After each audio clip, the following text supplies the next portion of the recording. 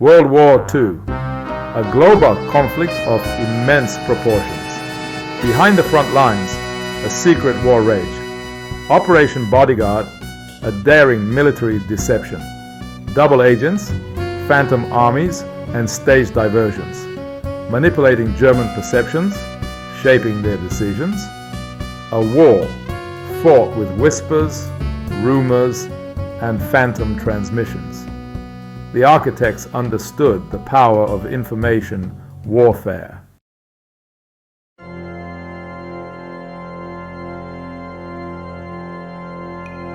The stakes could not have been higher. The fate of millions rested on the success of Operation Bodyguard. Failure meant disaster for the Allied invasion force. The Germans were a formidable enemy. The Allies assembled brilliant minds from MI6 and American intelligence. These masters of deception crafted a convincing narrative. Every aspect, from dummy tanks to radio chatter, was meticulously planned.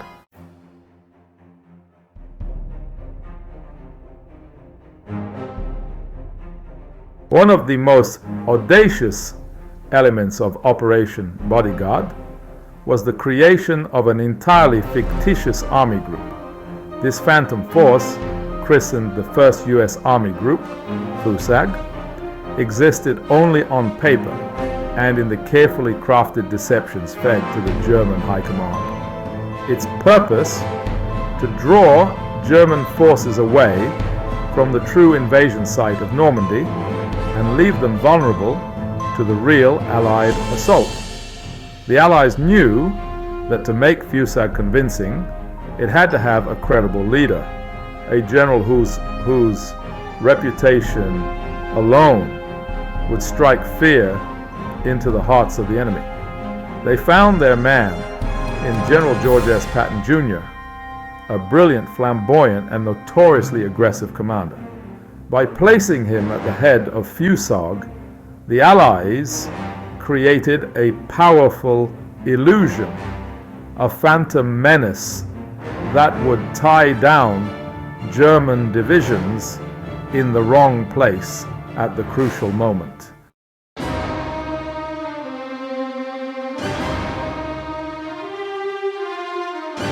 To further enhance the illusion, the Allies went to extraordinary lengths to give FUSAG the semblance of a real fighting force. Dummy tanks constructed from wood and canvas were positioned strategically along the southeast coast of England within range of German reconnaissance flights. Inflatable decoys of landing craft, trucks, and artillery pieces dotted the fields and beaches, creating the impression of a massive military buildup.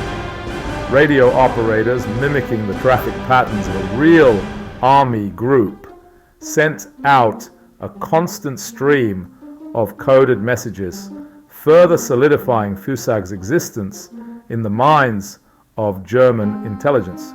The messages, carefully crafted to mislead German analysts, spoke of troop movements, logistical challenges, and preparations for a large-scale amphibious assault. The Allies knew that the success of their deception depended on the smallest details.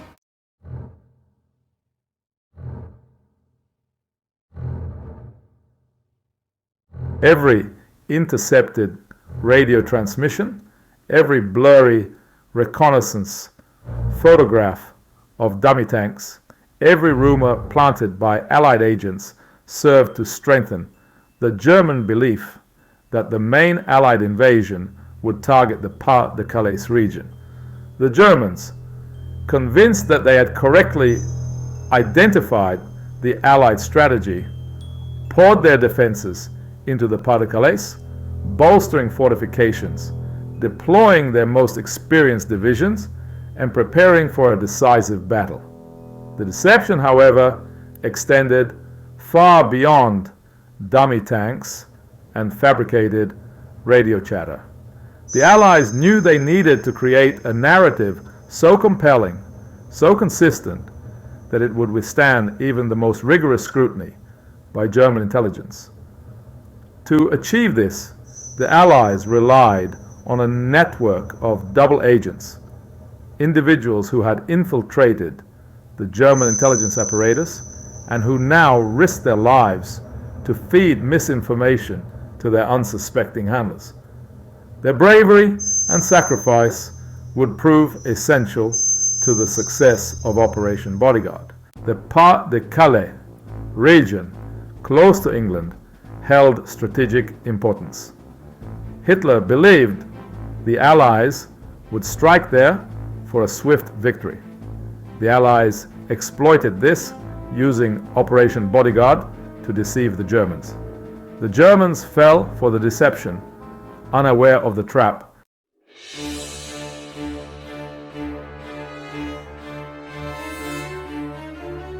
The Allied deception efforts in the Pas-de-Calais went far beyond simply deploying dummy tanks and inflatable landing craft. They created an entire infrastructure of illusion, a Potemkin village of military might designed to convince even the most skeptical German observer that a massive invasion force was poised to strike. Construction crews working under the cover of darkness erected fake airfields, complete with wooden aircraft and simulated runway lights. Loudspeakers blared the sounds of aircraft engines and troop movements, while radio operators sent out a constant stream of messages, creating the impression of a bustling military hub. To further enhance the illusion, the Allies employed a tactic known as spoofing. The Germans, bombarded with this sensory overload of fabricated military activity, had no reason to doubt that the Pas-de-Calais was indeed the focal point of the Allied invasion plan.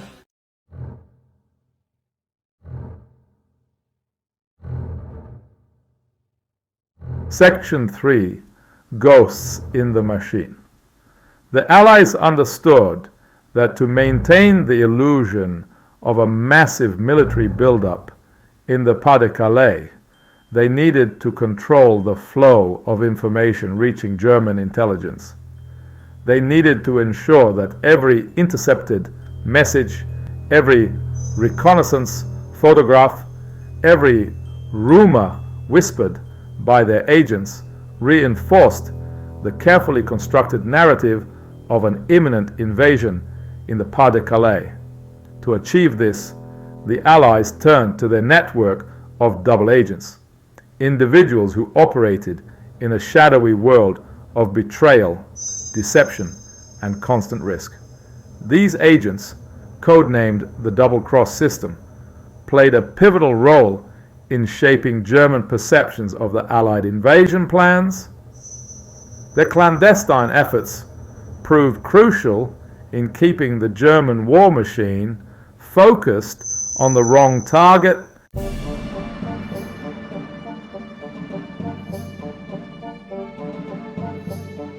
Section 4. The double-cross system. The double-cross system was one of the most closely guarded secrets of World War II. Run by MI5, the British Security Service, in collaboration with MI6. It involved turning captured German agents and persuading them to work for the Allies. These double agents, operating under the watchful eyes of their British handlers, became invaluable assets in the intricate game of deception that characterized Operation Bodyguard. One such double agent, Juan Pujol Garcia, a Spanish businessman with a remarkable talent for fabrication and a deep hatred for the Nazi regime, played a crucial role in solidifying the German belief in the Pas-de-Calais deception. Garbo's reports were so convincing, so detailed, and so consistent with other elements of the Allied deception plan, that they earned him the trust of his German handlers, who considered him one of their most valuable sources of information.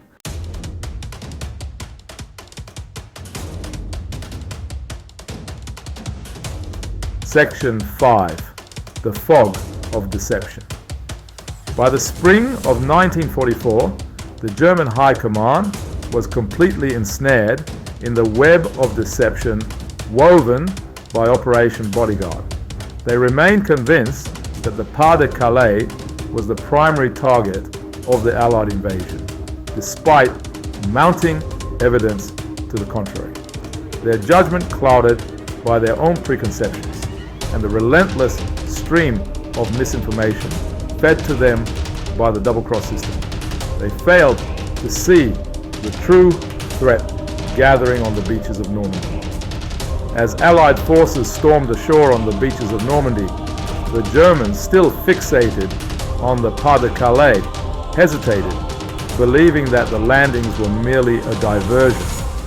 This crucial delay, bought at the cost of countless acts of bravery and deception, proved decisive in the outcome of the battle. While the phantom menace of Faussag loomed large over the Pas-de-Calais, another elaborate ruse, codenamed Operation Fortitude North, unfolded across the icy expanse of the North Sea. This deception operation targeted Norway, a strategically vital region that Hitler feared could serve as a backdoor for an Allied invasion. Fortitude North relied on phantom armies, fabricated radio chatter, and carefully planted rumors to create the illusion of an imminent Allied invasion.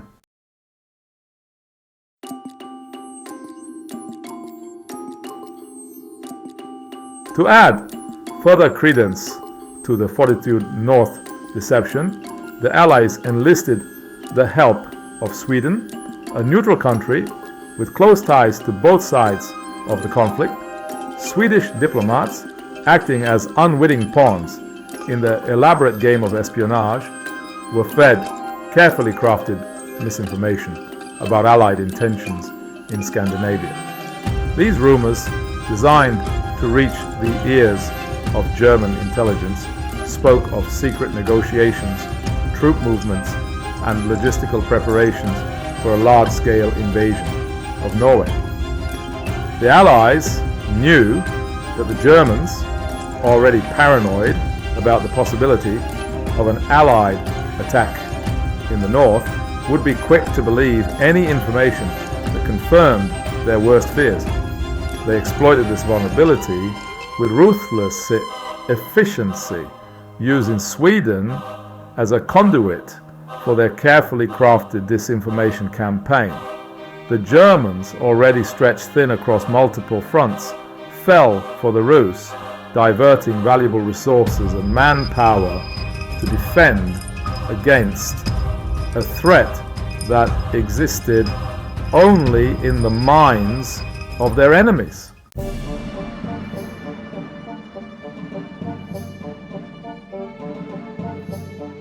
While the Allies employed a cacophony of deception in some areas, they recognized the strategic advantage of silence in others. In the Mediterranean, where Allied forces planned landings in southern France later in the summer of 1944, they implemented a deliberate radio blackout. This silence, in stark contrast to the flurry of fabricated communications elsewhere, served as a powerful form of deception in itself. The Germans, accustomed to monitoring Allied radio traffic for any indication of their intentions, interpreted the sudden silence as a sign that the region was not a priority target. They reasoned that any significant military operation would require extensive communication between ships, aircraft, and ground forces, and the absence of such chatter suggested that the Allies were focused elsewhere. The element of surprise achieved through this calculated quietude, contributed significantly to the success of the landings, catching the Germans off guard and allowing the Allies to establish a foothold on the French Riviera. By the summer of 1944, Europe was a continent on edge, a powder keg of anticipation and dread. The Germans, aware of an imminent Allied invasion, were caught in a web of deception. Operation Bodyguard had sown confusion within the German High Command, paralyzing their decision-making. The Allies created a tapestry of illusions, leaving the Germans grasping at shadows. The stage was set for D-Day, the culmination of years of planning and deception. As the Allied forces stormed Normandy, the Germans almost hesitated, their forces scattered. This crucial delay proved decisive, marking a turning point in the war and paving the way for the liberation of Europe. The success of Operation Bodyguard hinged on phantom armies and fabricated radio transmissions and the double agent. These spies risked their lives to feed misinformation to the Germans. One such agent, codenamed Tricycle, operated within German intelligence in France. He gained the trust of his superiors while secretly working for the Allies. Operating as a double agent was a perilous balancing act, requiring nerves of steel and a convincing facade. Tricycle lived a double life, aware that one wrong move could expose his true allegiance. He had to betray the trust of those around him, including colleagues and friends. The psychological toll on double agents was immense. Despite the risks, their bravery was crucial to the Allied war effort.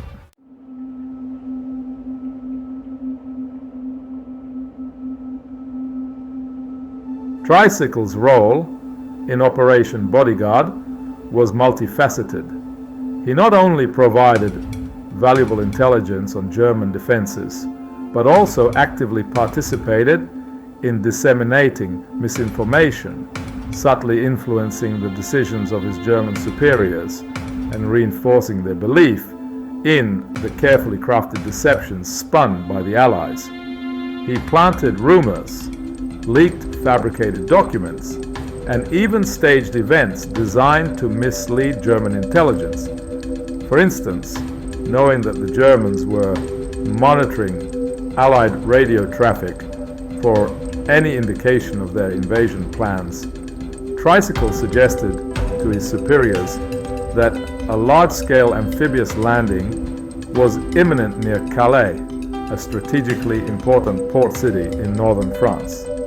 This seemingly innocuous suggestion, based on Tricycle's supposed knowledge of Allied intentions, played perfectly into the hands of the Allied deceivers. The Germans, already predisposed to believing that Calais was a likely target, seized upon Tricycle's information, bolstering their defenses in the region and diverting valuable resources away from the true invasion site in Normandy.